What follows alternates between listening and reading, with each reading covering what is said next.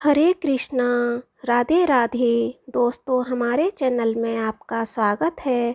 मैं आपको सुनाने जा रही हूँ श्रावण मास महात्म्य 7वां अध्याय, मंगला गौरी व्रत का वर्णन तथा व्रत कथा। ईश्वर बोले, हे सनत कुमार, अब मैं अत्युत्तम भौम व्रत का वर्णन करूँगा, जिसके अनुष्ठान करने मात्र से वैधव्य नहीं होता है। विवाह होने के पश्चात 5 वर्षों तक यह व्रत करना चाहिए। इसका नाम मंगला गौरी व्रत है। यह पापों का नाश करने वाला है। विवाह के पश्चात प्रथम श्रावण शुक्ल पक्ष में पहले मंगलवार को यह व्रत आरंभ करना चाहिए।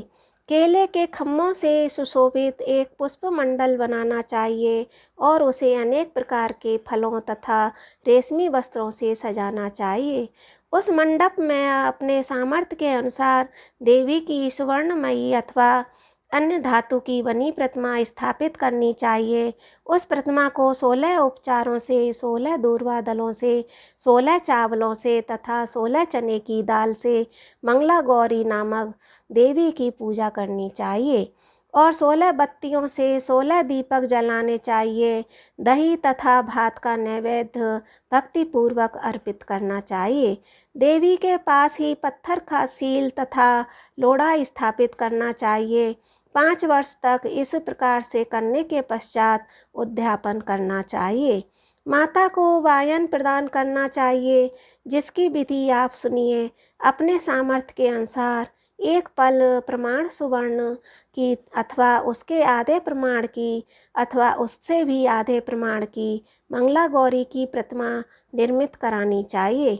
अपनी शक्ति के अनुसार स्वर्ण आदि के बने तंडुल पूरित पात्र पर वस्त्र तथा रमणीय कंचू की ओढ़नी रखकर उन दोनों के ऊपर देवी की प्रतिमा स्थापित करनी चाहिए।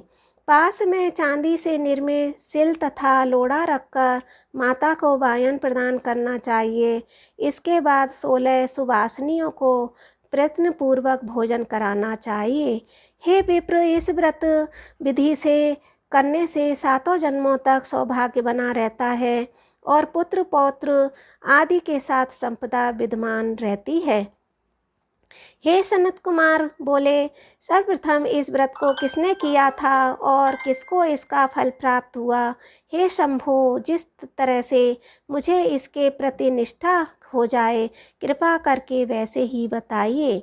ईश्वर बोले, हे सनत कुमार, पूर्व काल में कुरुक्षेत्र देश में श्रुति कीर्ति नामक एक विद्वान कीर्तिशाली, शत्रुओं का नाश करने वाला, 64 कलाओं का ज्ञाता तथा धनुर्विद्या में कुशल राजा हुआ था। पुत्र के अतिरिक्त अन्य सभी शुभ चीज़ों उस राजा के पास थीं। अतः वह राजा संतान के विषय में अत्यंत चिंतित हुआ और जब ध्यानपूर्वक देवी की आराधना करने लगा, तब उसकी कठोर तपस्या से देवी प्रसन्न हो गई और उससे यह वचन बोली, हे सुव्रत, वर मांगो। श्रुति कीर्ति बोला, हे देवी, यदि आप मुझ पर प्रसन्न हैं तो मुझे सुंदर पुत्री दीजिए। हे देवी, आपकी कृपा से अन्य किसी भी वस्तु का अभाव नहीं है। उसका यह वचन सुनकर पवित्र मुस्कान वाली देवी ने कहा, हे राजन, तुमने अत्यंत दुर्लभ वर मांगा है, फिर भी कृपावश मैं तुम्हें अवश्य दूंगी। किंतु हे राजेंद्र, सुनिए, यदि परम गुणी पुत्र चाहते हो तो वह केवल 16 वर्ष तक जीवित रहेगा, और यदि रूप तथा विद्या से विहीन पुत्र चाहते हो तो दीर्घजीवी होगा।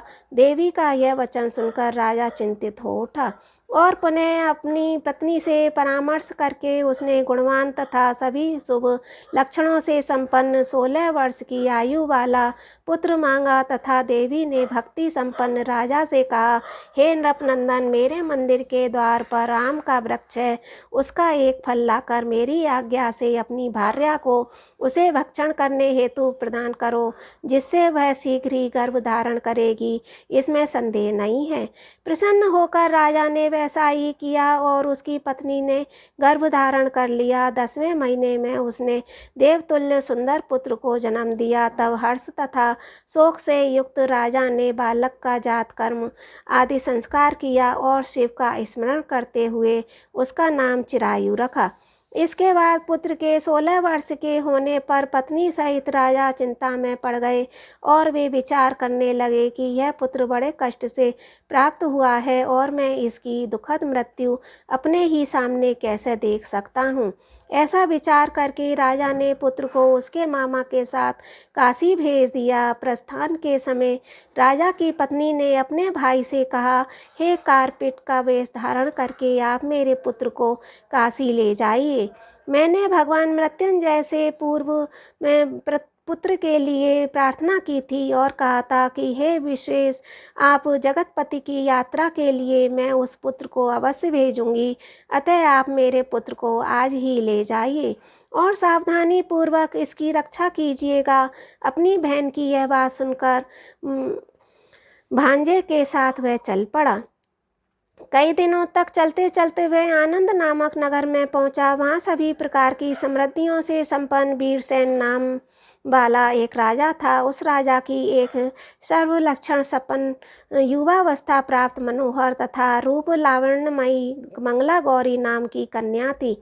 सभी उपमानों को तुच्छ करके सौंदर्य अभिवृद्धि को प्राप्त वह कन्या किसी समय सखियों के साथ नगर के उपवन में क्रीड़ा करने के लिए गई हुई थी। उसी समय वह चिरायु तथा उसका मामा वे दोनों भी वहां पहुंच गए और उन कन्याओं को देखने की लालसा से वहीं विश्राम करने लगे। इसी बीच विनोदपूर्ण क्रीड़ा करती हुई उन कन्याओं में से किसी एक ने कुपित होकर राजकुमारी को रांडा तथा कुवचन कह दिया। तब उस अशुभ वचन को सुनकर राजकुमारी ने कहा, तुम अनुचित बात क्यों बोल रही हो? मेरे कुल में तो इस प्रकार की कोई नहीं है। मंगला गौरी की कृपा से तथा उसके व्रत के प्रभाव से विवाह के समय जिसके सर पर मेरे हाथ से अक्षत पड़ेंगे, हे सखी, वह यदि अल्प आयु वाला होगा तो भी चिरंजीवी हो जाएगा। इसके बाद वह सभी कन्याएं अपने अपने घर चली गईं।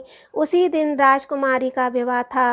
वाल्मीक देश के दृढ़धर्मा नामक राजा के सुकेतु नामक वाले पुत्र के साथ उसका विवाह निश्चित किया गया था। वह सुकेतु विद्याहीन, कुरूप तथा बहरा था। तब सुकेतु के साथ आए हुए उन लोगों ने विचार किया कि इस समय कोई दूसरा वर श्रेष्ठ ले जाना चाहिए और विवाह संपन्न हो जाने के बाद वहां सुकेतु पहुंच जाए। उन लोगों ने चिरायु के मामा के पास जाकर याचना की कि आप इस बालक को हमें दे दीजिए जिससे हमारा कार्य सिद्ध हो जाए। इस पृथ्वी पर परोपकार के समान कोई दूसरा धर्म नहीं है। उनकी बात सुनकर चिरायु का मामा मन ही मन बहुत प्रसन्न हुआ, क्योंकि इसने उपमन में पहले ही कन्या मंगला गौरी की बात सुन ली थी। फिर भी उसने एक बार कहा, आप लोग इसे किस लिए मांग रहे हैं? कार्य की सिद्धि हेतु वस्त्र अलंकार आदि मांगे जाते हैं, वर तो कहीं भी नहीं मांगा जाता है। तथापि आप लोगों का सम्मान रखने के लिए मैं इसे दे रहा हूँ। इसके बाद चिरायु को वहां ले जाकर उन लोगों ने विवाह संपन्न कराया। सप्तपदी आदि के हो जाने पर रात्रि में शिव पार्वती की प्रतिमा के समक्ष उस चिरायु ने हर्षयुक्त होकर मंगला गौरी के साथ शयन किया। उसी दिन चिरायु के 16 व्रत पूर्ण हो चुके थे और अर्धरात्रि में साक्षात काल सर्प रूप में वहां आ गया। इसी बीच संयोगवश राजकुमारी जग गई। उसने उस महासर्प को वहां देखा और वह भय से व्याकुल होकर कांपने लगी। तभी उस कन्या ने धैर्य धारण कर 16 उपचारों से सर्प की पूजा की और पीने के लिए उसे दूध दिया। उसने दीनता भरी वाणी में उस सर्प की प्रार्थना तथा स्तुति की। मंगला गौरी प्रार्थना करने लगी कि मैं उत्तम व्रत को करूंगी जिससे मेरे पति जीवित रहें। ये जिस तरह से चिरकाल तक जीवित रहें, आप वैसा कीजिए। इतने में सर्प वहां स्थित एक कमंडल में प्रवेश कर गया और उस मंगला गौरी ने अपनी कंचुकी से उस कमंडल का मुंह बांध दिया। इसी बीच उसका पति अंगड़ाई लेकर जाग गया और अपनी पत्नी से बोला, हे प्रिय, मुझे भूख लगी है। तब वह अपनी माता के पास जाकर खीर, लड्डू आदि ले आई और उसके द्वारा दिए गए भोज्य पदार्थ को उसने प्रसन्न मन होकर खाया। भोजन के पश्चात हाथ धोते समय उसके हाथ से अंगूठी गिर पड़ी। तांबुल खाकर वह पुनः सो गया। इसके बाद मंगला गौरी कमंडल को फेंकने के लिए जाने लगी। विधि की ऐसी गति है कि उस कमंडल कमंडल में से बाहर की ओर जगमग करती हुई हार क्रांति को देखकर वह आश्चर्यचकित हो गई। घट में स्थित उस हार को उसने अपने कंठ में धारण कर लिया। इसके बाद कुछ रात शेष रहते ही चिरायु का मामा आकर उसे ले गया। इसके बाद वर पक्ष के लोग सुकेतु को वहां ले गए। उसे देख मंगला गौरी ने कहा कि यह मेरा पति नहीं है। तब उन सभी ने उससे कहा कि हे सुबे, तुम यह क्या बोल रही हो? यहाँ तुम्हारा कोई परिचायक हो तो उसे हम लोगों को बताओ। मंगला गौरी बोली, जिसने रात्रि में 9 रत्नों से बनी अंगूठी दी है, उसकी उंगली में इसे डालकर परिचायक निशानी देख ले। मेरे पति ने रात्रि में मुझे जो हार दिया था, उसके रत्नों का समुदाय कैसा है? इस बात को यह बताइए। यह तो कोई अन्य ही है। इसके अतिरिक्त रात्रि में आम सींचते समय उनका पैर कुमकुम से लिप्त हो गया था। वह मेरी जांघ पर अब भी विद्यमान है। उसे आप लोग शीघ्र देख लें। साथ ही रात में परस्पर भाषण तथा भोजन आदि जो कुछ किया गया था, उसे भी यह बता दे। तब यह निश्चित ही मेरा पति है। इस प्रकार उसका वचन सुनकर सभी ठीक है कहने लगे, किंतु जब एक की बात नहीं मिली तब सभी ने सुकेतु को उसका पति होने से निषिद्ध कर दिया और वर पक्ष वाले जिस तरह से आए थे उसी तरह से चले गए। उसके बाद अपने वंश को बढ़ाने वाले महान यश से संपन्न तथा परम मनस्वी मंगला गौरी के पिता ने अन्न पान आदि का सत्र चलाया। उन्होंने वर पक्ष का वृतांत कानों कान सुन लिया कि स्वरूप से कुरूप होने के कारण लोगों के द्वारा किसी अन्य को वर के रूप में आदर पूर्वक लाया गया था।